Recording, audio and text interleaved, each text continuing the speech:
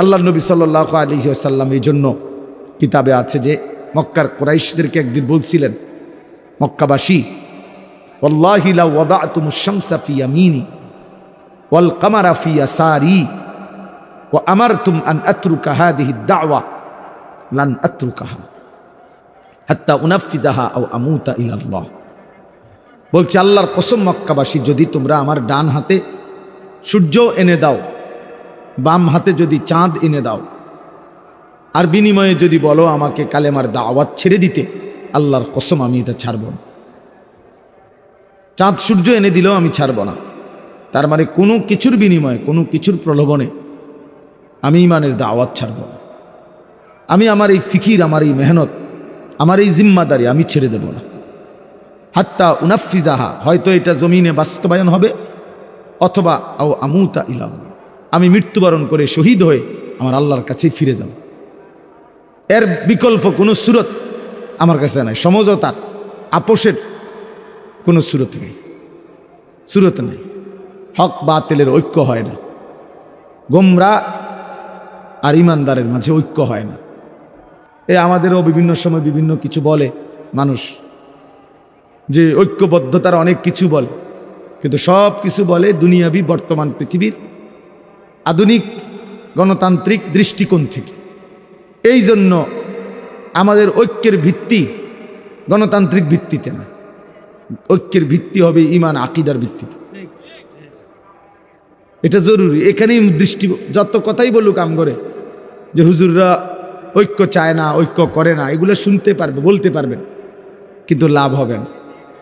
ইমান এবং আকিদার বিচ্যুতি যার সাথে, তার সাথে ঐক্য হয় না, তার সাথে ঐক্য হয় না।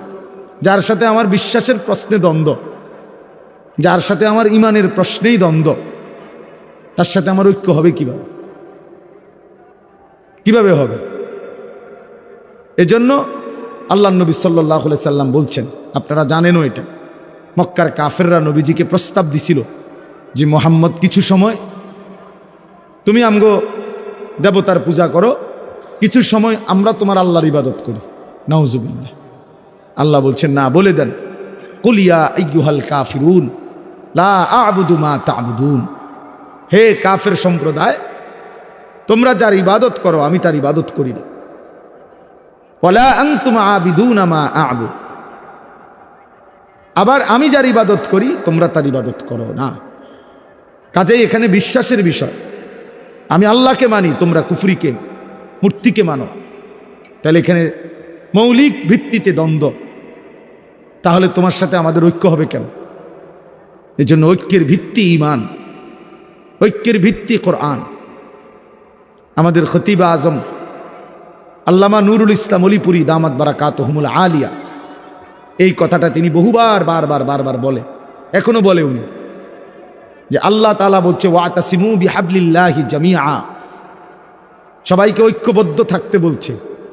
কিন্তু এই বিহাবলিল্লাহ উনি বলেন যে কিসের ভিত্তিতে ঐক্যবদ্ধ থাকতে বলছে সেইটা বলেন না কেন? সেটা তো আল্লাহ বলে দিছে। কোন একটি দলের সাথে সবাই ঐক্যবদ্ধ হন, এইটা তো আল্লাহ বলে নাই। পরিচিত কোনো একজন ব্যক্তির সাথে সবাই ঐক্যবদ্ধ হন, এইটা তো বলে নাই কোরআন। বিহাবলিল্লাহ মানে তো হইল যখন যেই দেশে যেই দল আছে এর মধ্যে থেকে একটা ছাইয়া, এটার লগে সবাই একমত হন, এটা না। সর্বযুগে সর্বকালে সকলকে ঐক্যবদ্ধ থাকার একটি মূল নীতি আল্লাহ বলছেন বিহাবলিল্লাহ, আল্লাহর রশি। এই আল্লাহর রশিটা কি? বাংলাদেশের চলমান কোনো দল? কি মনে করেন? বাংলাদেশের কোনো পরিচিত ব্যক্তি? তাইলে বিহাবলিল্লাহ, আল্লাহর রশিতে ঐক্যবদ্ধ হও। তাহলে আল্লাহর রশিটা কি? সরাসরি আমাদের নবী সাল্লাল্লাহু আলাইহি সাল্লাম হাদিসের মধ্যে এটা তাফসিরে স্পষ্ট বলে দিয়েছেন, হাবলুল্লাহ হুয়াল কোরআন, আল্লাহর রশি হলো কোরআন। আল মামদুদু মিনাস সামাই ইলাল আরদ, সাত আসমানের ঊর্ধ্ব থেকে সাত তবক জমিন পর্যন্ত বিস্তৃত যে কোরআন, যে দিন, এই কোরআনের ভিত্তিতে ঐক্যমত্য। কোরআন যেটাকে হক বলে সেটাতে তুমি একমত থাকো, কোরআন যেটাকে বাতিল বলে সেটাকে তুমি বাতিলই মনে করো। কোরআন যেটাকে জায়েজ বলে সেটাকেই তুমি জায়েজ মনে করো, কোরআন যেটাকে হারাম বলে সেটাকেই তুমি হারাম বলো। পৃথিবী আধুনিক হইতে হইতে আরও ডেভেলপ করতে করতে যদি সুদকে একেবারে শব্দটা বুলাইয়া যদি ইন্টারেস্ট নাম দিয়া আরও সুন্দর করেও সাজাইয়া টাজাইয়াও দেয়, তারপরেও আল্লাহর কোরআন যেটা হারাম বলছে এটা হারাম, হারামই, এটা হারাম। অতএব এরকম প্রত্যেকটা বিষয়ের ক্ষেত্রে আজকে আমরা অনেক সময় এটা বুঝি না, কথার প্রসঙ্গে বললাম আর কি, আমরা অনেক সময় এটা বুঝতে চেষ্টা করি না। আমরা মনে করি যে যেভাবে আছে চলো ঐক্যবদ্ধ থাকো। কেমন ঐক্যবদ্ধ থাকবে? প্রত্যেকে প্রত্যেকের মতো থাকবে, সবাই আবার ঐক্যবদ্ধ থাকবে, তো সংশোধন করবে কি? সংশোধনটা হবে কি তাইলে? সংশোধন করবে কি তাইলে? যার মতো, যার দাড়ি নাই তাকে তার মধ্যে থাকতে দাও, যার দাড়ি আছে তাকে তার অবস্থায় থাকতে দাও, ঐক্য থাকো, তো সংশোধন করব কি? কথা বোঝেন না? যে দাঁড়াইয়া মুতে তারে দাঁড়াইয়া মুততে দাও, যে বইয়া মুতে তারে বইয়া মুততে দাও, দুজনে ঐক্যবদ্ধ থাকো, তো ঠিক করবো কি? তা বুঝছেন নি? ঠিক করবে কি তাইলে? তো দিন কি তাইলে? যারা সুদ খায় তাদেরকে সুদে খাইতে দাও, যারা এমনি হালাল খাইতে চায় তাদেরকে হালালই খাইতে দাও, ঐক্যবদ্ধ থাকো, তো কি হইল? যে নারী বেপর্দা চলতে চায় তাকে বেপর্দাই চলতে দাও, যে পর্দানসীন চলতে চায় তাকে পর্দানসীনই চলতে দাও, তবু ঐক্যবদ্ধ থাকো। তো ঐক্যবদ্ধ থাকতে বলছে এখানে, এটা নিয়ে ঐক্যবদ্ধতার অর্থ, এইটা মনে রাখতে হবে। ঐক্যবদ্ধ মানে আল্লাহর কোরআন যখন কেউ মেনে নেয়, এবার যে কয়জন এরাই ঐক্যবদ্ধ। কথা বুঝেন নাই? আমি কোরআন যেটাকে হালাল বলছে এটাই হালাল, কোরআন যেটাকে হারাম বলছে এটাই হারাম। ইসলাম যেটার অনুমোদন দিয়েছে, পৃথিবী যদি উলট পালট হইয়া যায়, আধুনিকতা যদি কায়িত হইয়া যায়, শীত হইয়া যায়, তারপরও ইসলাম যেটা বলেছে, কোরআন যেটা বলেছে, আমি এটার উপরে একমত, আমি এটাই মানি, এটাই ঐক্যবদ্ধ, এটাই ঐক্যবদ্ধ। ঐক্যবদ্ধতার ভিত্তি আল্লাহর কোরআন, হাবলুল্লাহ হুয়াল কোরআন। আল্লাহ নবী যেটা ব্যাখ্যা করে দিয়েছেন, তো কোরআনের ব্যাখ্যা নবীজির চাইতে উত্তম বেশি কে বুঝছে? বলেন না কেন? আমাদের নবী সাল্লাল্লাহু আলাইহি সাল্লামের চাইতে কোরআন বেশি বুঝছে কে? কেউ? তাহলে উনার ব্যাখ্যার চাইতে সঠিক উত্তম ব্যাখ্যা আর কারো ব্যাখ্যা হইতে পারে? হইতে পারে, হইতে পারে। এই জন্য এটা প্রসঙ্গক্রমে ঐক্যবদ্ধই। আপনি তখনই ঐক্যবদ্ধ যখন আপনি পুরা কোরআন মানেন। আর যে কোরআন মানে না, আল্লাহর দ্বীন মানে না, রাসূলুল্লাহ সাল্লাল্লাহু আলাইহি সাল্লাম সুন্নাহ মানে না, সে ঐক্যবদ্ধ প্ল্যাটফর্ম থেকে সে বিচ্ছিন্ন, সে বিচ্ছিন্ন। তো তারে তার হারামের উপরে রাইখা, তারে তার গুনার উপরে রাইখা, তারে তার ভুল আকীদার উপরে রাইখা, তারে তার ভুল বিশ্বাসের উপরে রাইখা আমি ঐক্যবদ্ধ হইলে এটা কখনোই ঐক্যবদ্ধতা নয়, বরং এটা দ্বীনকে বিলীন করে দেওয়া, মিটিয়ে দেওয়া। এই ঐক্যবদ্ধতা আল্লাহ বলেও নাই, আল্লাহ চায়ও না, আল্লাহ তাআলা চায় না। এটা মনে রাখবেন, যে দূর বুঝছেন বুঝছেন, বাকি এটা মনে রাখে, এটা বুঝেন। ওই এমনি মোবাইলে লিখে দিলে হয় না, হুজুরদের মধ্যে ঐক্যবদ্ধতা নাই, বাকিরা সবাই একেবারে ঐক্যবদ্ধ হইয়া এক প্লেটে ভাত খায়, সবাই একেবারে বড় 3000 মাইল লম্বা প্লেটে ভাত খায় সবাই, বুঝেন নাই? আমরাই শুধু ঐক্যবদ্ধ নাই, একবার বাকিরা ওই আওয়ামী লীগ বিএনপি মিল্লা বাকিরা সবাই একেবারে ঐক্যবদ্ধ। কই ঐক্যবদ্ধ? বাকি বাংলাদেশে আর মতানৈক্যতা নাই। কথা বলেন না কেন? জেনারেল মানুষদের মধ্যে মতানৈক্য নাই, তো এই বাংলাদেশে জেনারেল শিক্ষিতদের দল পার্টির অভাব পড়ছিনি, তো এ তুড়িকা এত কথা কেন? যাই হোক, এজন্য সোজা হিসাব, ওলামায়ে কেরাম ঐক্যবদ্ধ। কিভাবে ঐক্যবদ্ধ? ওলামায়ে কেরামের মধ্যে যেই ব্যক্তি, যেই আলেমরা আল্লাহর কোরআন মানে, দ্বীন মানে, হক এবং হালালের উপরে টিকে আছে, এরাই ঐক্যবদ্ধ। বাকিরা ঐক্যবদ্ধ হচ্ছে না, এটা ইনাদের দোষ না। যে কোরআন মানে না, যে হক মানে না, যে বাতিল ছাড়ে না, সে ঐক্যবদ্ধ হচ্ছে না কেন? এটা তার ত্রুটি, এটা ওলামায়ে কেরামের ত্রুটি হইতে পারে না।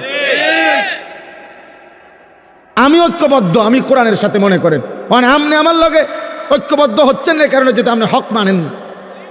তো তাইলে এটা আমি কেমন ঐক্যবদ্ধ হমু? আমি বুঝি আমার দিন বিসর্জন দিয়া আখিরাত বিসর্জন দিয়ে আমনের লগে আমি ঐক্যবদ্ধ মুজে বাবা যেমনে মন তেমনে চলেন তবে ঐক্যবদ্ধ থাকেন। জি না, এটা হবে না। আল্লাহ আমাদেরকে বুঝ দান করেন, আল্লাহ আমাদেরকে বুঝ দান করেন। এই যে বর্তমানে দাওয়াত ও তাবলীগের মধ্যে যে বিচ্ছিন্ন শক্তিটা, সাদ নামের একজন ভণ্ড ব্যক্তি যে তার কিছু গুন্ডা অনুসারী নিয়া আপনার ইচ্ছা করে পরিকল্পিতভাবে দুশ্মনের এজেন্ডা বাস্তবায়নের জন্য যে তার অনুসারীদেরকে নিয়ে ওলামায়ে কেরামের বিরোধিতায় দাঁড়াইছে। এখন সাংবাদিকরা অথবা জেনারেল শিক্ষিতরা যতই বলুক যে আপনারা ঐক্যবদ্ধ হয়ে যান, এক হয়ে যান, না এক হবে না, তো কোনো দিনও না এক হবে না। কারণ আমাদের স্পষ্ট বক্তব্য হলো সাদের আকীদা কথাবার্তা সম্পূর্ণ কোরআন সুন্নাহ বিরোধী। তাহলে সে একটি ভ্রান্ত আকীদার লোক, সে একটি গোমরাহ ব্যক্তি। তাহলে আমি তার লগে ঐক্য হমু কেমনে? কিভাবে ঐক্য হমু আমি? সে বলতেছে মুসা আলাইহিস সালাম সম্পূর্ণ নিজের ইচ্ছায় তুর পাহাড়ে গেছেন, যার কারণে উনার উম্মত উনার কওম গোমরাহ হয়ে গেছে। অথচ মুসা আলাইহিস সালামকে আল্লাহ তাআলা ডেকে নিছেন। তো এরকম অসংখ্য বিষয় উলামায়ে কেরামের বিরুদ্ধে প্রতিনিয়ত বিষোদ্গার করে, কোরআন সুন্নাহর বরখেলাফ কথা বলে। এখন আপনি আমার যতই ফিরে হাত বুলান যে এক হইয়া যান, কিতা দিয়ে এক হইতাম আমি? কি দিয়ে এক হব বলেন? কাদিয়ানির সাথে আমি কি দিয়ে এক হইতাম? কথা বুঝেন নাই আমার? কাদিয়ানি যারা, তারা কোনোভাবেই আপনার আমাদের নবী সাল্লাল্লাহু আলাইহি সাল্লামকে আখিরি নবী মানে না। তারা মনে করে এর পরে তাদের ওই ভণ্ড গোলাম আহমদ কাদিয়ানি ওই বাটফার, এই বাটফারে নাকি নবী। তো তাইলে এখন আপনি যদি কন আপনারাও ঐক্যবদ্ধ হইয়া যান, কেমনে ঐক্যবদ্ধ হইতাম আমি? এটা আমার ইমানের প্রশ্ন না? কথা বলেন, এটা আমার ইমানের প্রশ্ন কিনা? তাহলে এটা তো হবে না, এটা তো হবে না। এই জন্য বললাম আর কি, আল্লাহ তাআলা আগেই বলে দিছে স্পষ্ট, ওয়াতাসিমু বিহাবলিল্লাহ, কোরআনের ভিত্তিতে ঐক্যবদ্ধ থাকো। কোরআনের ভিত্তিতে যেই কোনো দল হোক সেটা আপনার, এটা আমার বিষয় না। কোনো একটি দলের সাথে ঐক্যবদ্ধ হও সবাই, এটা কোরআনের এই আয়াতের অর্থ না।